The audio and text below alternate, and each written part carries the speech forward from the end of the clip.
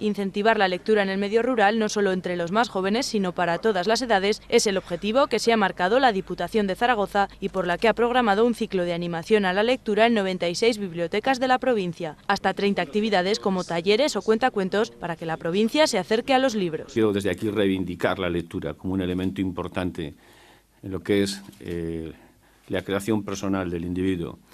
Y reivindicar la lectura pasa también por apoyar a todas aquellas personas que hacen precisamente de ese trabajo su día a día. 10 escritores aragoneses se acercarán a diferentes localidades de Zaragoza para mostrar, a través de sus últimas obras, los secretos que esconden las historias escritas. Dos de estos autores, Juan Bolea y Antón Castro, han resaltado que las letras aragonesas viven una época dorada que es necesario transmitir. En ciudades más pequeñas, en bibliotecas públicas como las vuestras, en institutos, la atención se concentra y de esas reuniones, como las que va a celebrar este ciclo, surgen nuevos lectores fieles. Yo creo que las letras aragonesas desde hace más de 20 años están viviendo una edad dorada, están viviendo eso que decía Vicente. Yo creo que han pasado tantas cosas en el nacimiento de autores, en el nacimiento de editoriales, en la variedad de estéticas, en el encuentro con el público.